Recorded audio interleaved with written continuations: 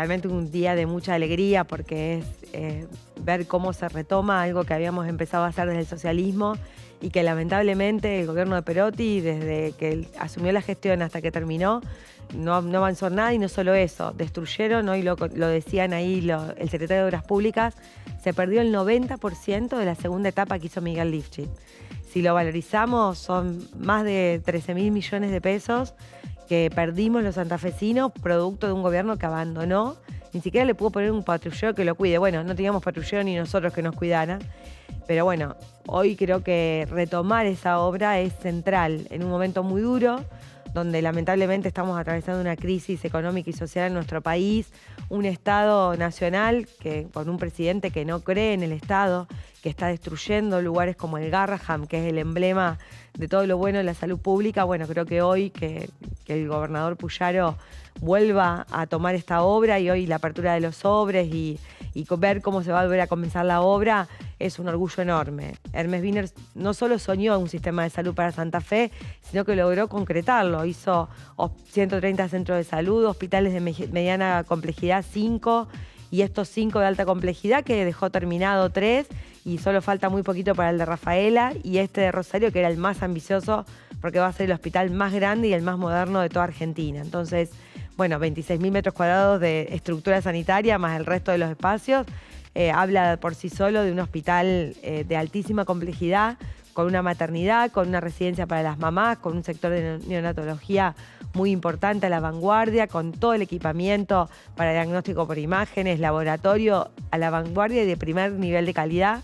Entonces creo que termina de completar ese sistema de salud pública que tenemos en Rosario gracias a alguien como Hermes Wiener, que luego se sostuvo obviamente con Miguel Lifchit y Mónica Fein, pero bueno, también en la provincia terminar de cerrar ese proceso.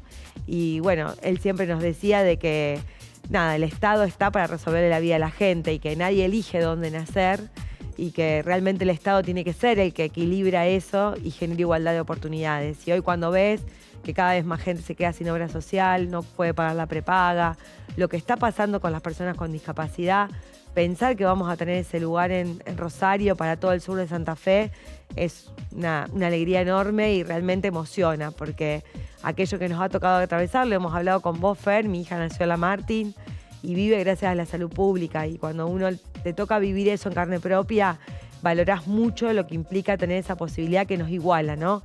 No, esa cuestión que no te diferencia si podés pagarlo o no, un tratamiento, si tenés una enfermedad oncológica, si tenés un hijo que nace prematuro.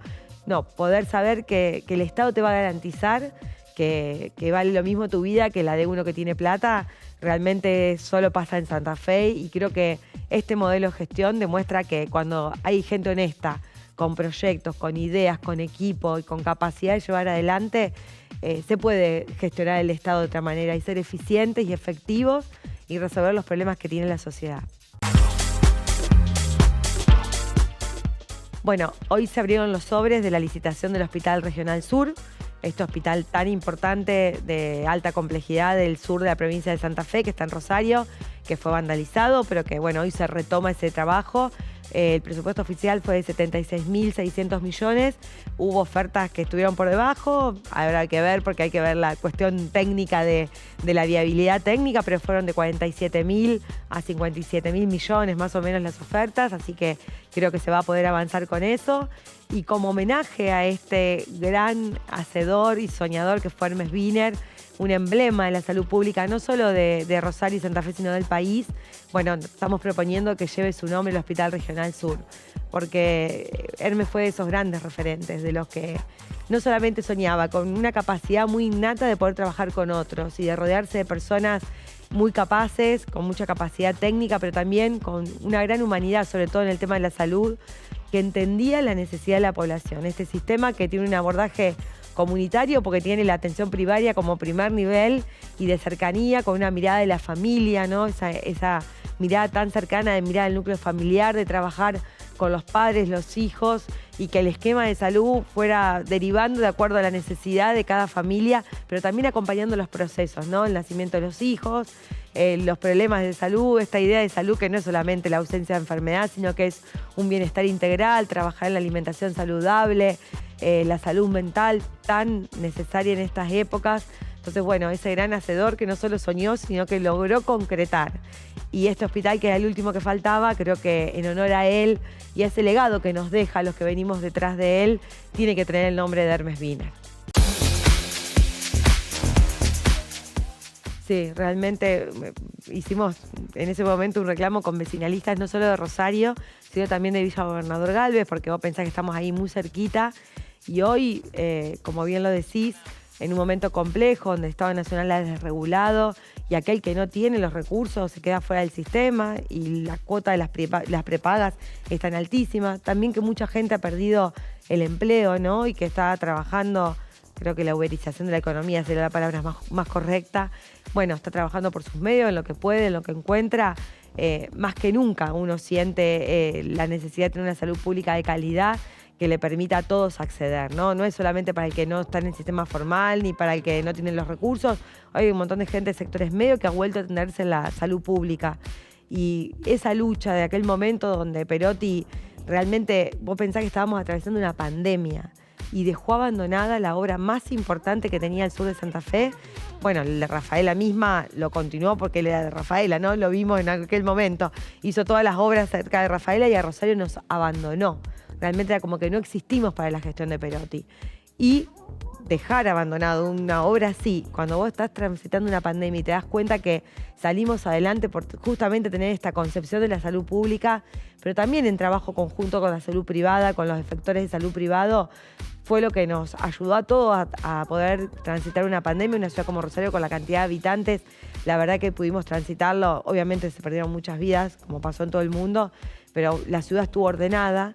Haber abandonado eso creo que es imperdonable, ¿no? Y no solo abandonado no haber seguido la obra, haber permitido que se vandalizara. Hoy lo veíamos en las imágenes.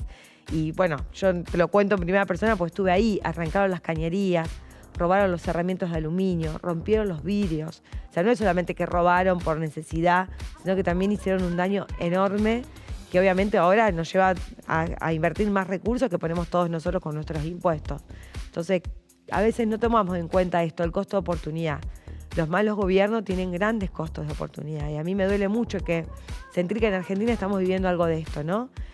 Porque yo siento que hoy el gobierno de Milei, la gente lo votó cansada de lo que pasaba con el kirchnerismo, porque tampoco comparto la forma de hacer política del kirchnerismo, pero la forma en que él está trabajando hoy y lo que está desmantelando, lo que funciona bien del Estado, porque uno puede decir, ¿hay cosas que hay que mejorar? Sí, siempre. ¿Hay cosas que pueden hacerse de otra manera? Sí, siempre se puede analizar. Pero el gobierno de Milei siento que es alguien que vino para destruir el Estado. Y no nos damos cuenta que estos procesos después nos llevan mucho tiempo y nos llevan años y un montón de esfuerzo y de dinero que ponemos otra vez en reconstruir. Y son como ciclos, ¿no? Pero vos fíjate que los que tenemos algunos años, en mi caso en los 90, mi padre tenía una fábrica que se fundió, producto de políticas como la que está aplicando Milei.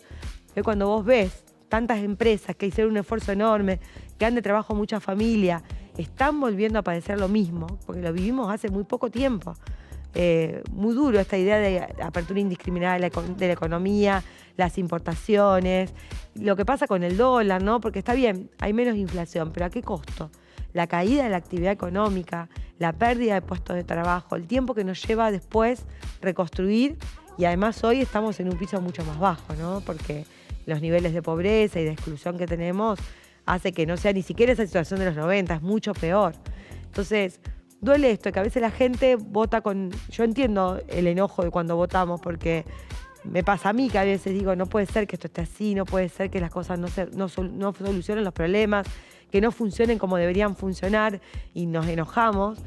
Pero nada, creo que tenemos que reflexionar como sociedad de aprender a votar, no desde el enojo, porque cuando uno está enojado nunca salen cosas buenas, sino de pensar el costo de oportunidad que tiene tener malos gobernantes. Que no es que, bueno, pasan 4 años y ya está. No, lo que pasa en el medio es que mucha gente queda afuera y eso es muy duro.